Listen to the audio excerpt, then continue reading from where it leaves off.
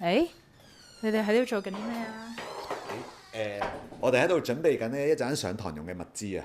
上堂？上咩堂？一陣間我哋就會教長者一啲家居安全同埋家居維修嘅課堂嘅。係啦，如果想知道多啲資料嘅話呢，咁就等我哋同你娓娓道來我哋呢一個長者家居安全維修課究竟係點啦。順帶一提，佢係 Joyce。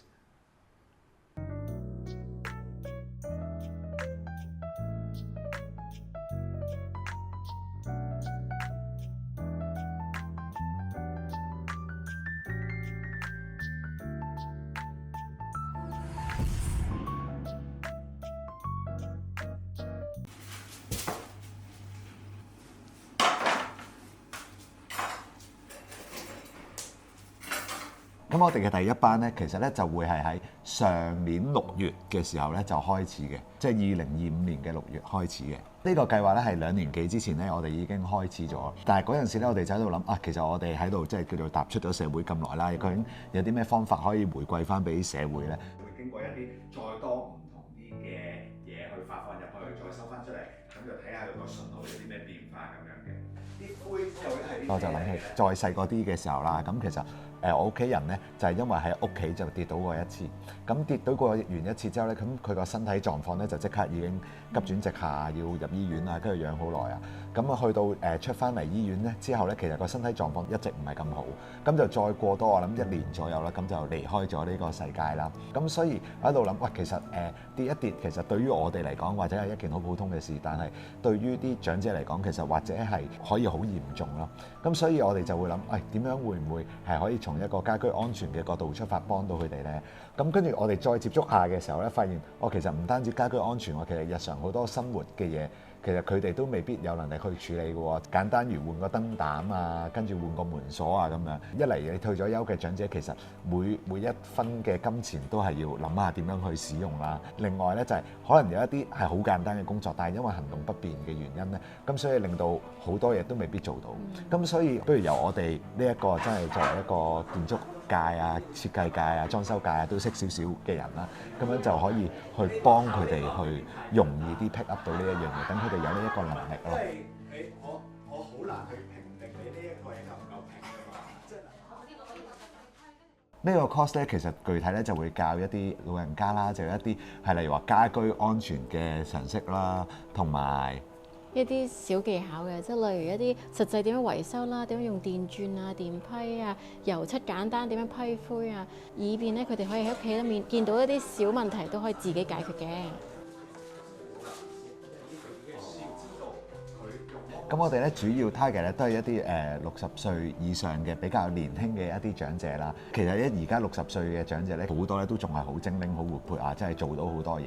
咁亦都參加好多唔同嘅活動啦，係啦。咁而佢哋退咗休之後咧，亦都有好多時間喎。咁所以咧就係點樣去善用呢啲時間咧，可以去幫到更多嘅人啦。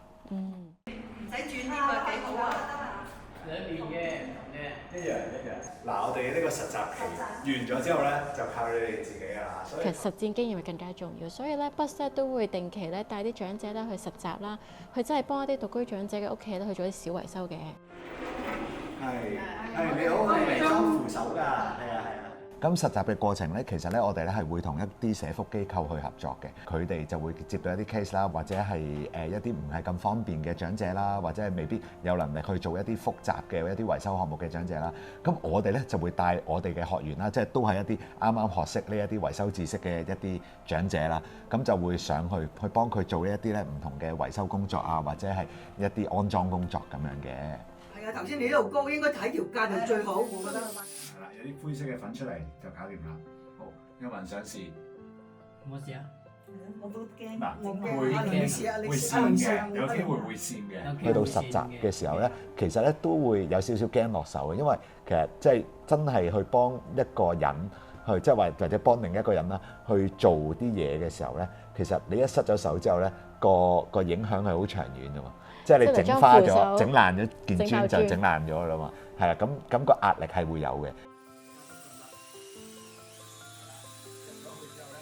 因為我哋都會用一啲唔同嘅儀器啊，即係例如話啲金屬探測器啊，嗰啲水喉嘅探測器啊，咁樣幫佢哋探好晒，我一定唔會中水喉，唔會中電線，又未必會中鋼筋咁樣。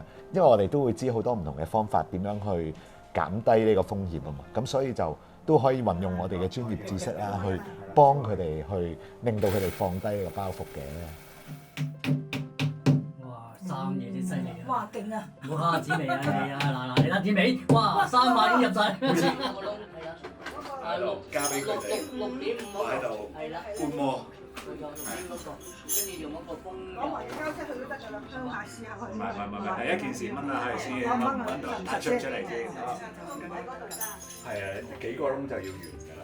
其實我哋去到一啲唔同嘅屋企咧，一個最 common 嘅問題，長者屋企咧係有好多唔同嘅嘢，而呢一啲唔同嘅嘢咧，其實咧係因為香港嘅空間都始終係好細嘅，所以咧其實喺一個唔夠大嘅空間入邊啦，擺咗好多唔同嘅嘢啦，跟住好多櫃咧就零零丁丁咁樣裝咗出嚟啊，擺晒喺條路度啊咁樣。其實對於一個屋企嘅安全嚟講咧，其實係一個非常之大嘅問題啊，即係又容易撞到啦，容易棘到啦，又冇一個好足夠嘅位去行咁樣。其實咧上一代咧通常揀嘅瓷磚都係光面啊，即係好似光鮮啲嘅感覺嘛。但反而嗰啲咧就係比較欠缺防滑啦程度啦。係即係會跣身少少嘅。其實咧我哋喺做設計嘅過程咧，成日都會幫客人咧都要裝下扶手啊，又要揀下專業防滑程度啊等等。咁到裝扶手嗰下咧，其實就算我哋揾師傅啊，即係要約個師傅嚟，其實都要金錢啊、時間啊、成本啊等等啦。咁何況咧，如果係一個老人家自己純粹想裝個扶手，其實真係唔知要揾咩人去做。咁就搞掂啦。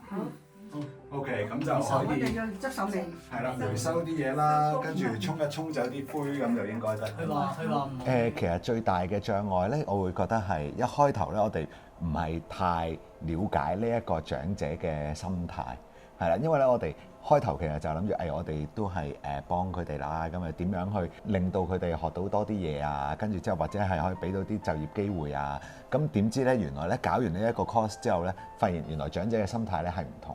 即係咧，佢哋咧好多情況下咧都未必真係話我要點樣去賺錢啊、成啊咁樣，而係咧佢係想自己學到一門手藝，跟住之後咧真係可以自己解決到一啲屋企嘅問題，跟住咧亦都係可以得閒做下義工去幫人咁樣。係咁多嘅啫嘛，你睇下嗱，爭幾多？我長嗰頭。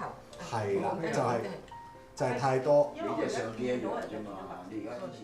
因為其實咧，我好少機會去實習啦，我就只有機會去上堂啦。有一次我上完堂，佢都話捉埋我嚟話真係好欣賞你哋啊！即係你哋有書本嘅知識之餘，仲有實戰嘅經驗，仲可以教埋出嚟嘅話咧，佢覺得呢個實戰嘅經驗咧，令到佢獲益良多。因為其實大家嘅資訊咁發達，大家都可以睇到好多嘢，但係真係要可以落手落腳去試啊，甚至乎去幫人咧，佢真係好滿足。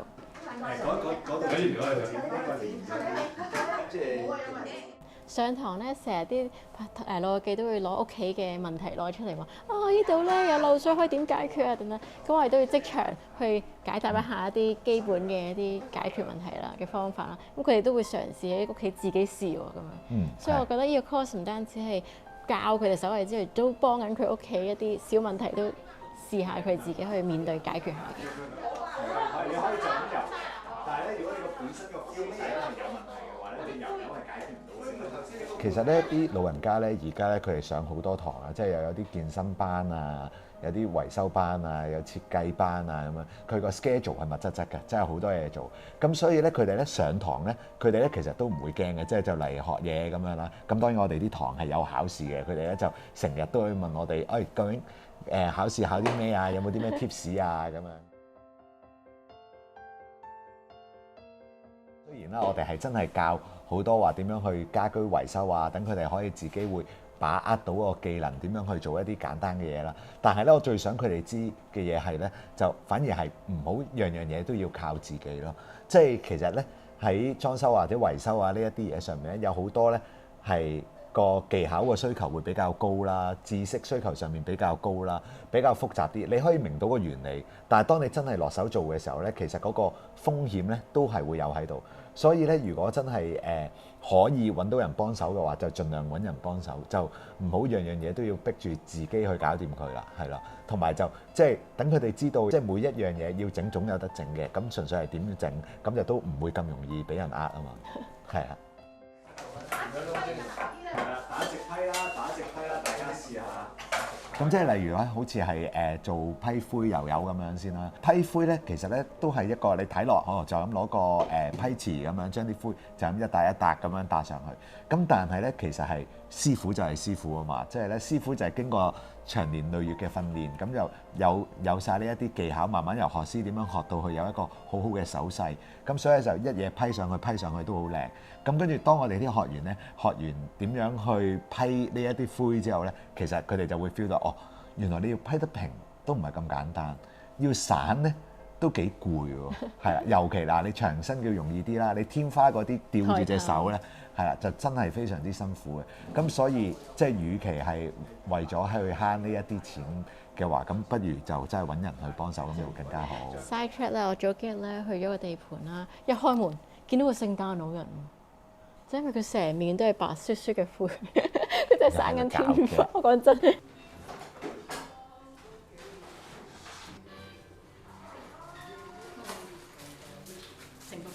如果屋企有長者嘅話咧，即係呢度可以做啲咩？例如，即係而家都好容易入門嘅智能家居咧，其實都可以帶到啲方便性俾屋企嘅。即係例如可以經過一啲走廊通道就會自己着燈啊，唔使摸黑啊，或者係一啲窗簾啊等等都可以搖佢咁樣控制啊等等。咁另外咧就係有啲家品咧就係多少少圓角啊，或者有啲係用被悶被包住嘅話，咁撞落去又唔會跌啊等等。我覺得咧，如果你真係想咧諗點樣幫屋企嘅老人家咧，第一件事咧係要多啲陪佢哋，係啦，即係咧你要多啲陪佢哋，先至知道佢哋真係要啲乜嘢，真係有啲咩需要。同埋咧，其實係好多時候啦，即係一啲老人家咧最大嘅問題咧，都未必係真係一啲家居安全嘅問題啦，而係一個孤獨感嘅問題啊。有問題嘅時候揾唔到人去講啊咁樣。咁所以咧多啲關心佢哋，多啲陪佢哋咧，先至係最重要。壓落去都 OK 嘅啦，係啦，我咁重壓都冇事，你應該一定冇事嘅，係啦，好小心小心。我同你阿婆婆，我同你搬咗嗰啲嘢過去嗰邊，一陣你係啦，你慢慢啊，你唔好咁急啊嚇，你一陣間。